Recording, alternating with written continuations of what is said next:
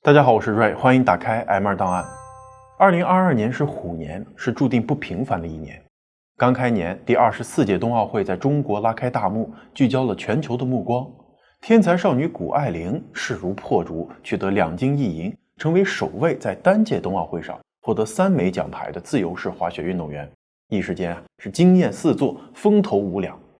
人们除了对这个天才女孩的成长之路倍感兴趣、津津乐道之外呢，其国籍问题也广为热议。毕竟在中美地缘政治关系紧张的时代背景下，谷爱凌从美国转而代表中国比赛的这个行为引起了全世界的关注和讨论。冬奥会4个月后，谷爱凌又宣布自己将担任美国盐湖城申奥大使。谷爱凌到底是哪国人？她究竟在为谁而战？她如何能在中美国籍身份上如此自由地切换？咱们今天就来聊聊赢者通吃的谷爱凌。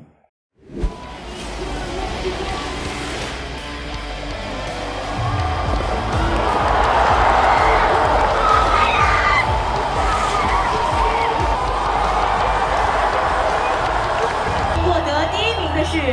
中华人民共和国谷爱凌。中华人民共和国万岁！世界人民大团结万岁！那中间那个照片是谁？毛泽东。对了。汽车内一个长发飘飘、面容娇俏的少女，一字一顿地念出了天安门城楼上的巨幅标语，中文稍带有异域口音，这倒是符合她的身份。她叫谷爱凌，一个在美国出生长大、有着一半中国血统的华裔女孩。这段视频呢，节选自一部谷爱凌的纪录片，开始拍摄于2016年，那个时候她才13岁。当时呢，谷爱凌可能并没有想到自己能为眼前这个既陌生又熟悉的国家拿到奥运会的金牌。更令人惊叹的是，既然能够有团队从那个时候就开始对她进行长达数年的跟拍工作，最终完成了4集一共100分钟的纪录片《谷爱凌我18》。从谷爱凌的日常生活到训练，内容是详实且丰富这份有远见的投入和付出，使这部纪录片在2022年北京冬奥会后收获了5亿多的播放量。2003年，谷爱凌在美国旧金山出生，妈妈是中国人，名叫谷燕，爸爸是美国人，姓名不详。谷爱凌出生时呢，父母就已经分开了，因此母女2人从未透露过谷爱凌生父的任何信息。谷爱凌的姓氏随妈妈，名字也是妈妈起的。据说谷燕原本有一个妹妹叫做谷凌。2002年，谷凌到美国探望姐姐，在这次探亲过程中遭遇了严重的车祸，意外身亡。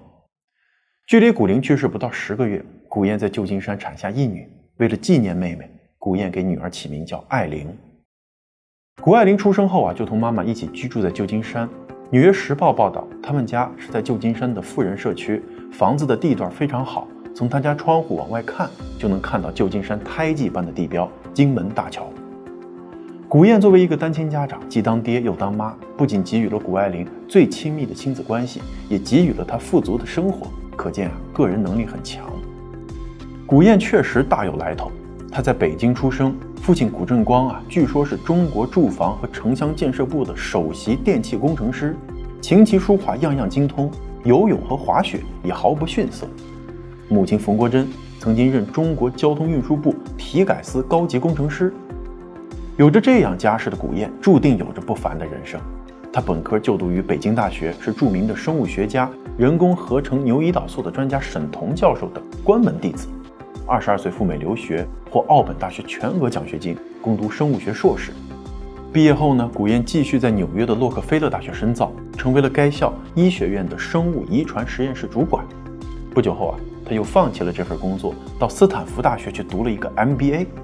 这次毕业后他直接进入了华尔街，完成了从生物学到风险投资领域的跨界，先后在华尔街雷曼兄弟、幸福银行等美国知名的企业工作，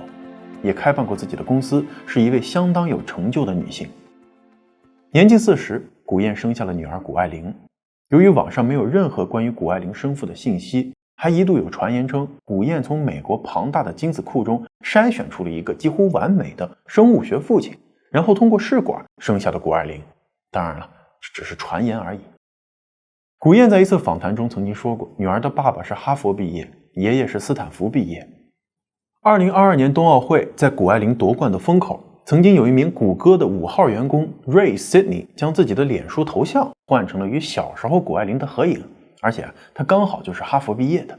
一时间就被疯传是谷爱凌的父亲。几天后Sidney 亲自下场辟谣，说自己不是谷爱凌的父亲，只是曾经与古燕约会过一段时间，也算是看着谷爱凌长大的。所以当看到她夺得金牌的时候呢，难掩激动和骄傲之情，所以才换上了与谷爱凌的合影。无论谷爱凌的生父是谁都难以否认，她呢是中国大院子弟和美国硅谷精英的后代，有着中美两国精英阶层的基因，这个是谷爱凌成功的基础条件。古燕说她对女儿最大的希望就是这一生能够过得自由、丰富、快乐和勇于尝试。因此他就鼓励谷爱凌尝试各种各样的活动，学中文、弹钢琴、唱歌、画画、骑马、射箭、跑步、滑雪、冲浪、篮球等等。寻常人家的孩子可能学个1、2样、2、3样，谷爱凌是能玩的都玩了个遍。这不仅要求家长付出更多的时间陪伴更是对家庭经济实力的考验。虽然兴趣爱好广泛，谷爱凌说她还是把学业放在第一的。事实上呢，她也并非一般意义上的学霸，她是所在高中历史上第一个提前1年就毕业了的学生。SAT 满分1600，她考了1580，超过了99.98%的考生。最大的对手永远是我自己，能把自己做到最好，能跨过自己的界限，做一些自己没想到可以做到的事情。因为他毕竟是一个就是正常的那种全职高中生每天上学，每天下学，而且参加学校里边的所有活动，然后再写作业这样的，他能走到今天，我觉得非常非常不容易。目前呢，他在斯坦福大学上学，主修的是量子物理学，第一学年平均绩点是4.0，门功课都是 A。如果说在一届冬奥会拿到2金1银已经是一座无人企及的高峰了，那么他在学业上也可以说是站在顶峰的人，可以说是在顶峰和顶峰之间自由横跳的天才少女。酸民也好，眼红也罢，你不得不承认她真的非常优秀。而排在第2的滑雪呢，则是谷爱凌人生中很重要的一部分。她对滑雪的热爱是受妈妈的影响，古燕就非常喜欢滑雪，还曾经当过几年兼职的滑雪教练。他说人这一生呢，最难的事情就是战胜自己，而滑雪这项运动无论是从身体上还是心理上都需要战胜自己。在冰雪世界里，每尝试完成一个新动作都难免恐惧动作做得不对或者受伤，但是如果真的完成了，所获得的成就感和喜悦又是大部分运动都难以企及的。谷爱凌接触滑雪非常早，在纪录片中呢，她称自己3个月大的时候就被母亲带到了滑雪场玩雪。不过正式学习滑雪是她3岁的时候，她一下子就喜欢上了滑雪。1年后，4岁的谷爱凌已经可以跟着妈妈滑粉雪了。谷爱凌8岁的时候呢，教练认为她非常有天赋，强烈建议她加入滑雪俱乐部的专业队，接受系统性的滑雪训练。当时以她的条件，无论是速滑还是自由式滑雪都大有前途。最终谷爱凌还是选择了自由式滑雪。她说完成那一系列动作之后化茧成蝶的那一刻让她热爱且沉迷。自由式的滑雪都是飞起来有100个不同、1000个不同可以做的东西，想做什么就做什么，真的等于飞起来当一个鸟飞了好几秒。所以滑雪的这个飞起来的感觉和高兴的感觉可能是2个最上瘾的。每年雪季，古燕都会开车带着谷爱凌前往200英里外 Lake Tahoe 的 North Star Club 训练。这个北极星滑雪俱乐部在西海岸非常有名，早在谷爱凌之前就已经培养出不少的奥运会冠军了。为了方便让谷爱凌练滑雪呢，古燕干脆在边上买了个小木屋。雪季开始的每个周五母女俩就踏上了这条长达近4个小时的旅途，这一坚持就是10几个雪季。谷爱凌的教练 Jamie Melton 之前呢也是一名专业的自由式滑雪运动员，他从谷爱凌10岁起就一直担任他的教练。而关于教练的课时费呢，我们没能找到明确的数字但是根据北极星滑雪俱乐部官网的信息，私教课的收费大概是每3个小时$800多，这个数字可以给大家做个参考。而 Jamie 呢也不是谷爱凌唯一的教练，在大型赛事备赛期呢，他还有其他的教练团队和康复医师。除了课程费用，每年滑雪装备的更新、参加各种比赛参赛费、差旅花销等等加在一起，也是一般的美国中产家庭难以负担的数字。毫无疑问古燕在谷爱凌滑雪项目上的经济投入是非常大的，而这样的投入呢，很快就看到了早期的回报。到谷爱凌10岁的时候，她已经拿遍了13岁以下级别全美自由式滑雪的各项冠军，在滑雪圈被视为一颗冉冉升起的新星。或许正是因为这样的光芒，才吸引了摄制组的目光。不过这个纪录片的导演冯骥说他当初决定去跟拍谷爱凌一家，主要是因为和谷燕聊天的时候呢，受到了很大的触动。他认为谷燕对于谷爱凌的教育理念和思路很值得借鉴，因为他并没有把冬奥会冠军作为培养孩子的目标，而是希望培养孩子健康和谐的发展，建立起良好的生活方式，而体育只是实现该目标的手段之一。2017年年初呢，冯骥就带队到美国旧金山，开始跟拍谷爱凌在美国的生活。大家好，我是艾琳，一个爱玩爱闹的中国女孩。Go China！ 大家知道，在以往的运动纪录片中运动员在镜头前总显得有点敷衍，一来是怕拍摄影响他们的训练进度，二来是怕曝光一些细节，所以呢，运动员有时候甚至会婉拒某些跟拍的请求。但谷燕不同，他热情地邀请到摄制组进驻到自己家里头，同吃同住，近距离地记录谷爱凌的训练和日常生活。这也侧面说明了谷燕这个人很有远见和大局观。我们有理由相信他在当时就已经在给女儿规划未来的胜利图景了。谷燕是个行动派，他把这样的前瞻性落实在了谷爱凌的短期以及长期的具体执行上。早在2015年7月30日，国际奥委会在吉隆坡宣布中国北京赢得2022年第24届冬奥会的举办权时呢，谷爱凌正好就和妈妈在北京过暑假。听到这个消息谷爱凌自信地跟妈妈说要参加2022年的北京冬奥会，到时候请大家都来看她的比赛，她会用中文跟大家打招呼。谷燕说想实现这个目标，首先你得有资格参加，其次你得能获奖，才能有机会接受采访。谷燕的厉害之处在于当听到孩子的豪言壮语时呢，她既不会玩笑敷衍，也不会盲目夸奖，而是帮孩子把豪言壮志转化成触手可及的目标。的确如果想参加奥运会，谷爱凌就得去参加这个资格赛，而且呢还得取得好成绩。所以2015年从中国回到美国之后呢，谷燕和谷爱凌就立即把参加北京冬奥会的梦想拆分成了一个又一个小阶段性的计划。谷爱凌需要完成的第一个挑战就是参加职业滑雪成人组的比赛，以累积这个国际积分排名。2016年13岁的谷爱凌参加了美国盐湖城全美公开赛成人组的比赛，她是这个组里头年纪最小的，但却斩获了她人生中第一个职业公开赛的冠军。14岁谷爱凌就开始参加国际雪联的高级别赛事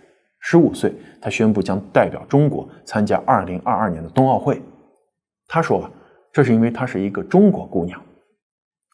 那你说一个美国出生长大的孩子为什么会有这么强烈的意愿，特别强调自己是个中国娃呢？从谷爱凌2岁起谷燕每年就会带她回中国小住一段时间。谷爱凌上学后呢，谷燕就利用暑假的时间带她回国，除了带她各处游玩，也会在北京海淀黄庄上奥数辅导班。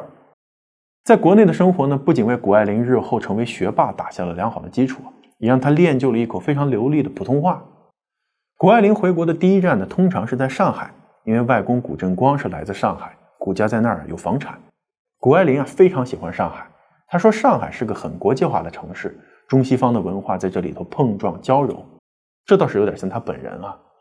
而谷爱凌认为自己不是个老外，因为会说中文和不会说中文有着很大的区别。哇，这么多老外我觉得你在这儿，别人会觉得你是老外。哦，肯定是，别人肯定觉得我是老外，大家都指着我说我是老外，但是我自己觉得自己是中国人吧。在上海呢，他喜欢熙熙攘攘的南京路，也喜欢鲜美多汁的生煎。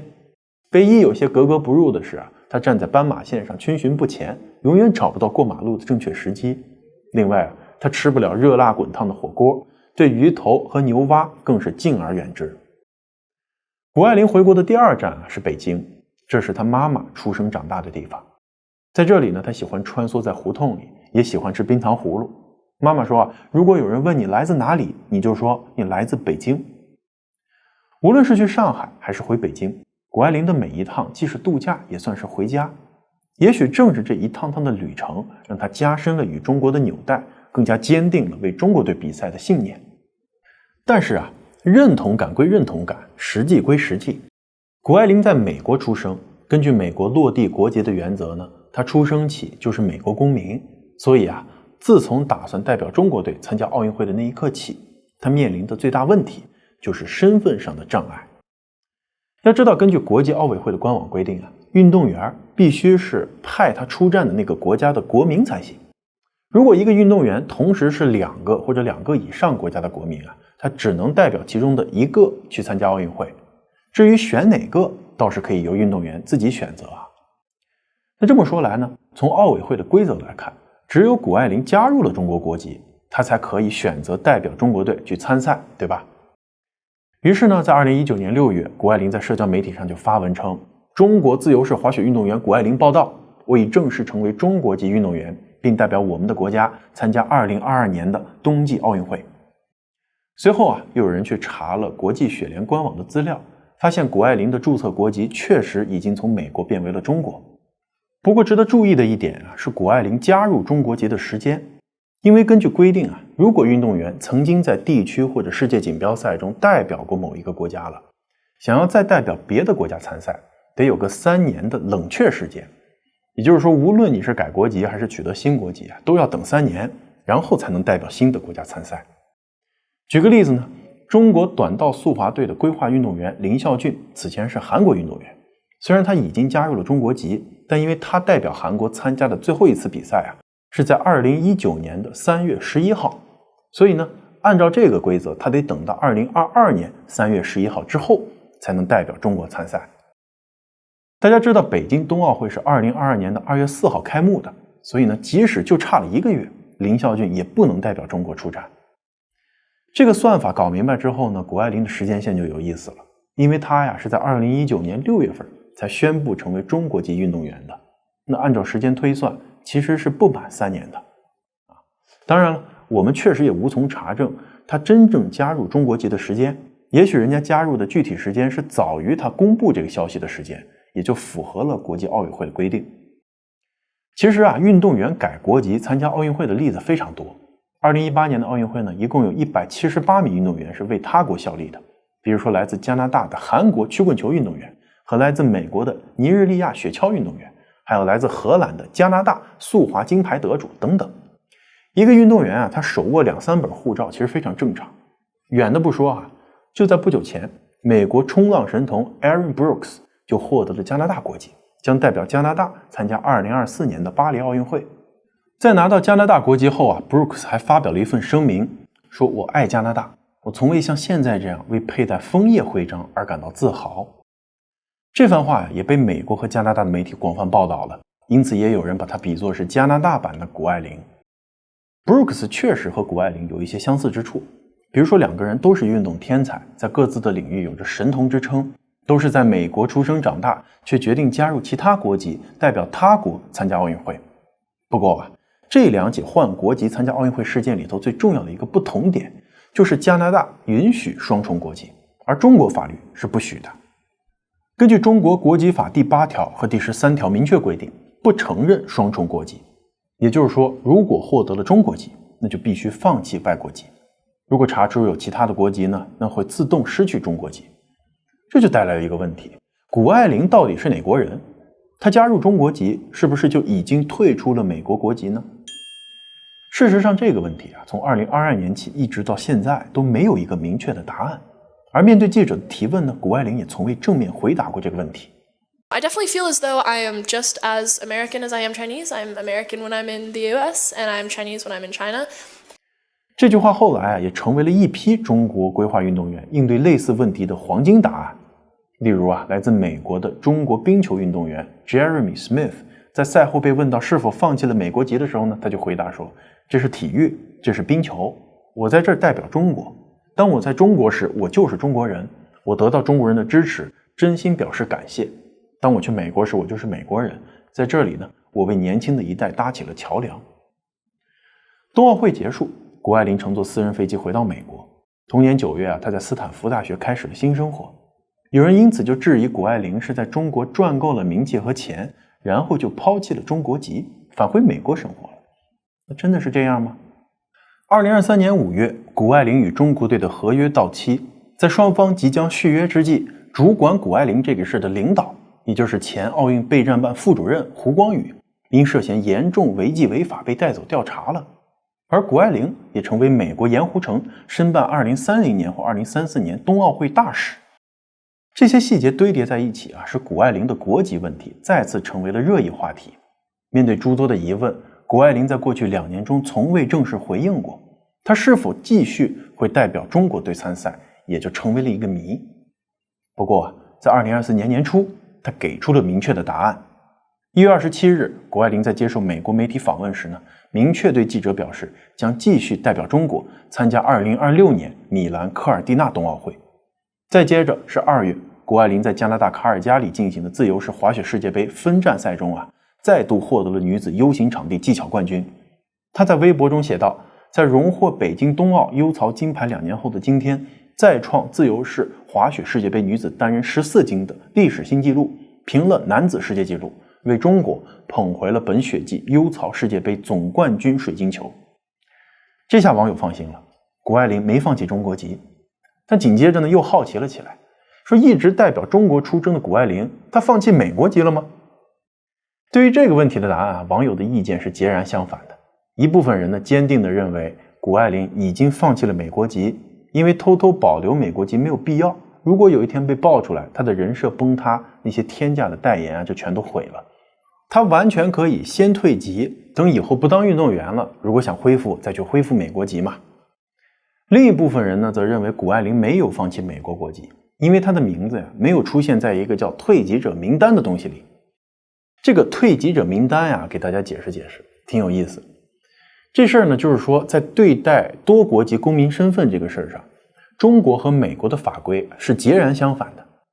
中国这边呢，如果你加入外国国籍了，那不好意思，你就是自动放弃中国国籍，就不再认为你是中国公民了。而美国这边呢，则是不承认你的外国国籍，只认你是美国公民，除非你自己申请说我要退出美国国籍。据说如果你硬要退出美国国籍，得带着申请去美国大使馆，在工作人员面前签字宣誓。美国政府呢，也会定期公布退籍者的这个名单，说的就是这份名单里没有出现谷爱凌的名字。那咱们分析一下这两种说法，其实都有合理性，但是呢都有 bug。 首先就是谷爱凌确实可以先退出美国籍，以后再恢复。不过这国籍不是你想买就能卖，这是相当有难度的，要经过行政或者司法上诉，而且这个过程呢非常复杂。唯一的例外就是说，如果你是18岁前自愿放弃的，那么在18岁后的半年里可以提出我要恢复公民身份。考虑到谷爱凌在加入中国籍的时候呢没到18，那么先放弃再恢复也是有可能的。不过这个可能性仅限于他18岁半之前。其次就是关于这个退籍者名单美国政府其实并没有这样一份公开的名单。所谓的名单应该指的是国税局定期发布的一份对内使用的名单，叫做 Quarterly Publication of Individuals who have chosen to expatriate。 什么意思呢？就是根据美国税法第877条和877A 的规定，想放弃美国公民身份或者永居身份的人呢，应当遵守相应的税务规定。你要填写这个税务申请表格，要进行相应的这个税务计算，也就是把你在美国该交的税交了，该退的退给你，以后咱就各奔东西了。所以呢，这份名单就是根据那些已经填了相应的这个税表的人统计出来的这么一个名单。那里面包含的信息也只是姓名、放弃的日期和其他可能与税务相关的信息，不包括放弃的原因和其他的个人信息。而且根据这个 877A 的条款，2008年后退籍或者放弃永居身份的人呢，只有在某些特定条件下才需要向美国国税局报告，不是每个人都得报。比如说像个人净资产，你要超过200万美元，或者是退籍前的5年年平均收入达到某个特定的数额的时候，你才要报。那谷爱凌的名字不在上面，也不能说明他就没退美国籍，对吧？所以其实无论是哪种看法，大家关心这个事儿，或者说这场争议的根源在哪儿呢？其实就是在于是否国家给了谷爱凌特殊的待遇，让她保留了双重国籍，以及是否应该给予谷爱凌这类人特殊的待遇呢？那这两个问题背后的重点就是法律面前是否人人平等。关于这个问题的讨论不仅普遍存在于网络，浙江警察学院学报的一篇文章更是严肃地在法律层面进行了论述。这个论文发表于2022年12月，称中国国籍法自打1980年立法以来，从未经过修订，移民制度相对落后，限制了中国规划引进工作。根据各国国籍法作者给出了建议，说对待双重国籍应该采取包容的态度，重点把包括优秀运动员在内的国际高端人才作为包容的对象。所谓包容从法律层面上来说，就是要重新解读国籍法第8条和第13条，把原来规定的被批准加入中国国籍的不得保留外国国籍，解读为在中国境内不得保留外国国籍。这什么意思呢？其实就是在中国境内不承认你的外国公民身份，你不能获得外国人的待遇或者是接受外交保护，但是在中国境外你用外国公民的身份，那我也管不着。那这样说起来，同一条法律有一个不同的解读，也就不能算是特殊待遇了。当然了这只是一篇学术论文，也有可能存在其他的这个潜在的问题，能否成为国家的政策还未可知。但是这样的建议是不是与谷爱凌所说的在中国是中国人，在美国是美国人不谋而合了呢？谷爱凌代表中国参加奥运会的热度冷却后网上对她的质疑声不断加大。有人认为她是精致的利己主义者，脚踏两只船，美国生活，中国捞金。从个人层面上来讲，任何运动员都有自由选择的权利，毕竟同一枚金牌在不同的国家所受到的瞩目和变现的价值可是完全不同的。这一点咱们普通的吃瓜群众都能拎得清。对于在华尔街摸爬滚打过来的古燕，自然更明白怎么让多年的投入得到更大的回报。在美国运动员获得一枚金牌的现金奖励大概是37500美金，后期还能拉到一些赞助和代言，但通常金额也不高，只有少数能够占据新闻头条的顶级运动员才能拿到数百万甚至1000万美元的代言或者赞助。在中国据媒体的公开报道运动员获得金牌的奖金大概在50万人民币以上，单从奖金来看，这个差距好像不是很明显，但是代表中国获得奖牌所赚到的话题度和商业价值是不可同日而语的。谷爱凌在夺冠后微博热搜榜前20条里头占了7条，据说赛前赛后一共拿到了30多个代言，成为了国际体育巨星。体育财经媒体 Sportico 发布的2023年女子运动员收入榜单当中谷爱凌更是以2000万美元的收入位列全球第3。I mean, people always have their own opinions, but for me, what I try to stick to is I know that there's no wrong or right. There's only intention. And I'm trying to make the world a better place in my own way. And if people disagree with that, that's okay. And I just encourage them to make the world better in their way, right? We can approach this situation from different standpoints. So, yeah, to each their own. 一个运动员在最好的年龄通过自己的努力夺得金牌，实现个人价值，确实无可厚非。只是我们从更大的角度去看，冬奥会是中国规划外籍运动员的一次尝试，而谷爱凌是典型的成功案例，而背后失败的案例更加引人思考。例如跟谷爱凌同样从美国代表中国参赛的花样滑冰选手朱毅，可就没这么幸运了。他在比赛中失利，不仅无功而返，还招来了一片观众的嘘声和埋怨，网上的嘲讽和谩骂更是离谱。朱毅摔倒这个词条还一度登上了热搜，逼得官方出手删了一些诸如朱毅又摔了，朱毅搞砸了一系列攻击性的字眼，才平息了这波风暴。我们无法得知像朱毅这样同样抱着为国效力想法的规划运动员，仅在分毫之间一跳失利之后，人生的境遇就天差地别了。他那年轻的心里能否承受住那些无望的声讨和重击，而普通观众甚至都不屑去体会这样的心情。除了谷爱凌和朱毅，2022年冬奥会男子冰球队一共有19名规划运动员，女子冰球队有13人。其中女子冰球队因为1比3输给了捷克，还被网友痛批是给中国拖后腿。这些案例表明不少网民对于归化运动员的要求比本土的运动员更加苛刻。这个成王败寇的极端心态让代表中国比赛的这些个归化运动员普遍面临着不能夺牌就要被喷口水的风险，一旦代表了国家就要背负不可承受之重，而往往这些在国外出生长大的孩子是无法理解和消化这些后果的。中国对金牌渴望的背后呢，捆绑的是政府和民众希望世界对它的认同嘛。大国正在崛起，大国已经崛起，金牌数量是应有之义。对于这个仍然没能从举国体制里头走出来的国家来说，奖牌尤其是金牌依然是国家尊严、国运、国力、制度优势的体现。但是我们也清楚，归化运动员在归化之时已经处于拿来即用的竞技水平，归化国的综合国力对运动员的竞技水平影响较小，他们的竞技水平也跟一国的真正实力不应该画上等号。也许让竞技体育回归本真，散发其纯粹的魅力，才是真正的大国公民风范吧。感谢收看 MR 档案，如果您觉得视频还不错，别忘了点赞、订阅、转发，支持我们一下。咱们下期再见。